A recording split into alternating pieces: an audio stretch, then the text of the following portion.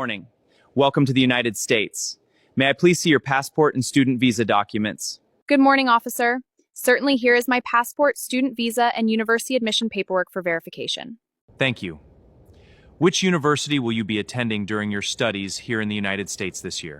I will be studying computer science at the University of California starting my first semester next week. That sounds excellent. How long do you plan to stay in the United States for your education program? My degree program will last for 4 years, so I plan to stay until graduation is completed. Who will be paying for your tuition fees and living expenses while studying here in America? My parents are supporting my education, and I also received a partial scholarship from the university recently. I understand. Where will you be staying after leaving the airport and entering the country today officially? I will stay in the university dormitory because it is close to my classes and campus facilities. Are you carrying more than $10,000 in cash or any restricted food items with you? No, officer. I only have some personal belongings, clothes, and a small amount of cash for expenses. আসসালামু আলাইকুম আজকে টেলিভিশনে একটি Switzerland ভিত্তিক দৃশ্য ভিডিওর উপর ভিত্তি করে এবং এই চ্যানেলটির নাম হচ্ছে ট্যুরিস্ট ওয়াক ট্যুরস এদের দেওয়া একটি ভিডিও এটা প্রায় 11 মিলিয়ন ভিউ হয়েছে এর উপরে ভিত্তি করে এই ভিডিও দেখতে দেখতে ছোটো বন্ধুরা আজকে আসো আমি তোমাদেরকে কিছু বিষয় একটু ক্লিয়ার ধারণা দিই সেটি হচ্ছে খুবই সিম্পল বিষয় বাংলাদেশ থেকে যারা F1 ক্যাটাগরিতে মেইনলি এখন F1 ক্যাটাগরি নিয়েই কথা বলতে যাব সেটি হচ্ছে F1 ক্যাটাগরিতে যারা তোমরা বাংলাদেশের মাননীয় মার্কিন দূতাবাসে অ্যাপ্লাই করে যারা অনুমতি পেয়েছো অথবা F1 ক্যাটাগরির ভিসা পেয়েছো তারা বাংলাদেশ থেকে ফ্লাই করার পরে মার্কিন যুক্তরাষ্ট্রের পোর্ট অফ এন্ট্রিতে সেটা হোক ল্যান্ড সেটা হোক স্কাই সেটা হয় ওয়াটার সাধারণত বাংলাদেশ থেকে তোমরা ফ্লাই করে অর্থাৎ প্লেনে করে মার্কিন যুক্তরাষ্ট্র বা আমেরিকাতে আসো তাই না সেই ক্ষেত্রে মার্কিন যুক্তরাষ্ট্রে ঢোকার প্রবেশপথে সম্মানিত ইমিগ্রেশন অফিসার তোমাদের কী ধরনের কোয়েশ্চেন করতে পারে এর উপরে তোমরা প্রথমে একটি টিকটকে টিউটোরিয়ালের মতো একটি ভিডিও আমি দিয়ে দিয়েছি রেফারেন্স হিসাবে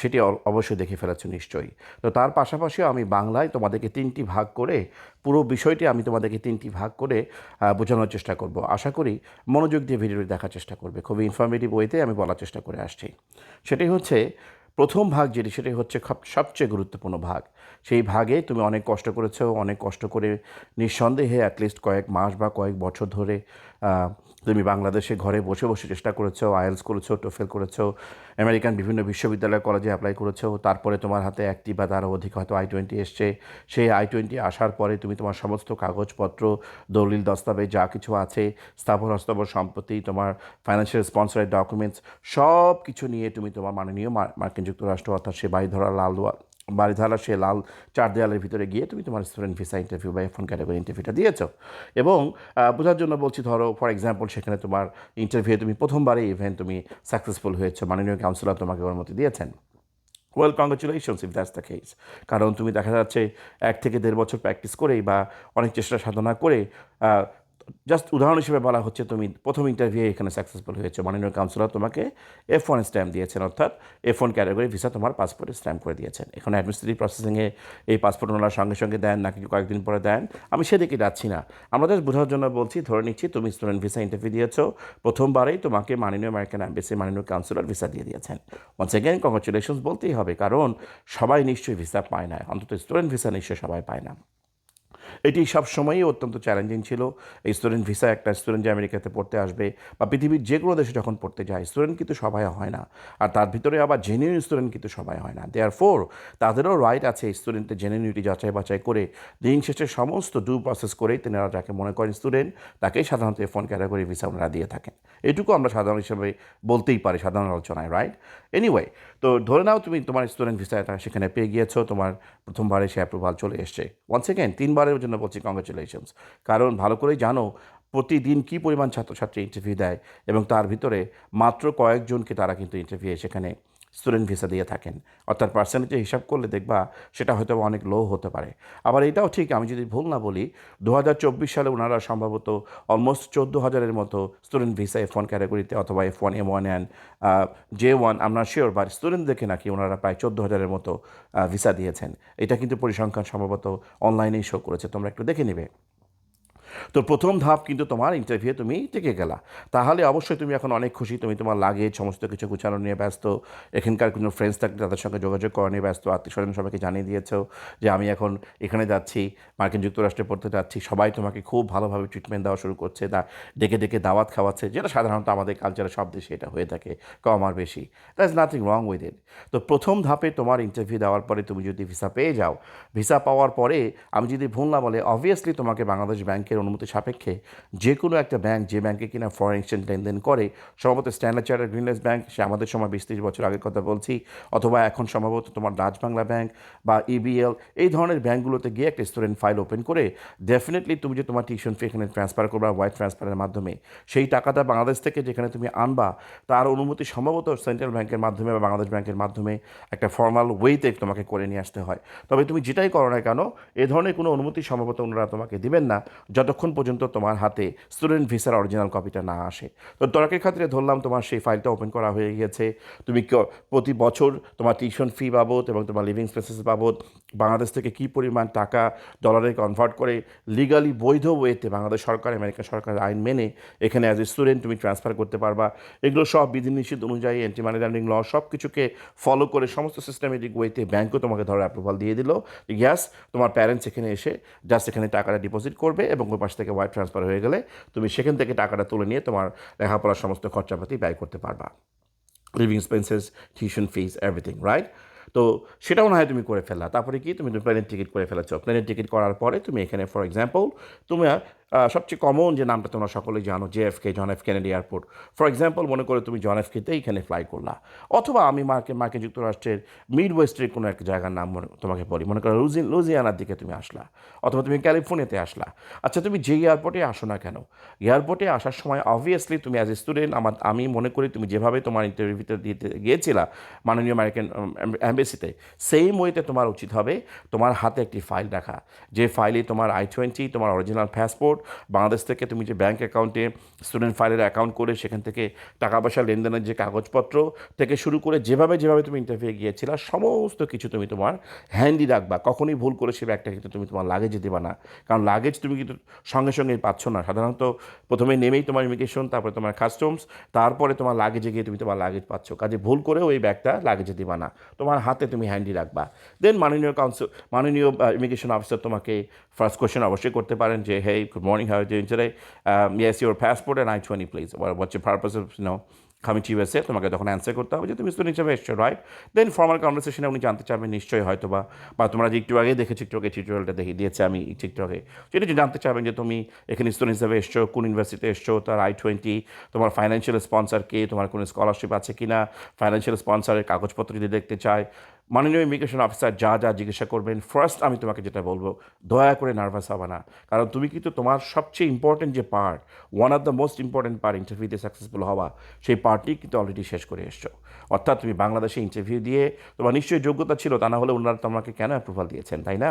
তারপরে ইন্টারভিউ টিকে তুমি স্টুডেন্ট ভিসা নিয়ে তুমি এখন এয়ারপোর্ট পর্যন্ত এসছো। কাজেই তোমার নার্ভাস হওয়ার কোনো কারণ নাই, as long as you have nothing to hide. তুমি সুন্দরভাবে সততার সাথে মাননীয় ইমিগ্রেশন অফিসার তোমাকে যা কোয়েশ্চেন করবে প্রত্যেকটি প্রশ্নের উত্তর তুমি বুঝতে না পারলে বলবো, I am sorry, can you repeat it again sir or ma'am? কারণ অবভিয়াসলি তুমি প্রথমে আসার পরে একটা, আমি যেটাকে বলি অ্যাকসেন্ট স্ট্রাইকে পড়বা, কারণ আমরা যে অ্যাকসেন্টে বাংলাদেশে কথা বলে থাকি আর আমেরিকানরা যে অ্যাকসেন্টে কথা বলে, নিশ্চয়ই টেলিভিশনে দেখা এবং পার্থক্যটা বুঝতে পারো।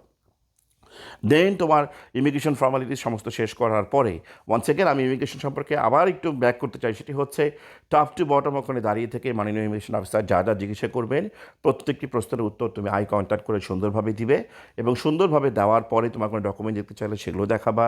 I-20 পাসপোর্ট খুবই কমন তারা দেখতে চান, আর বেসিক কোয়েশ্চেন্সগুলো তারা জিজ্ঞেস করতে চান, অথবা ইন ডিটেল জিজ্ঞাসা করেন, সেটা সম্পূর্ণ তাদের বিষয়। আর অনেক ক্ষেত্রে ওনারা সেকেন্ডারি করেন, সেকেন্ডারি মানে সাধারণত তোমাকে ওই ফার্স্ট ইন্টারভিউ দেওয়ার পরেও আরেকটি রুমে নিয়ে গিয়ে সাধারণত ওনারা একটা সেকেন্ড ইন্টারভিউ নেন, সেখানে গিয়ে হয়তো তোমরা দেখবে অনেকে বলেন অনেক স্টুডেন্ট ওয়েট করছে, থিংস লাইক দোজ।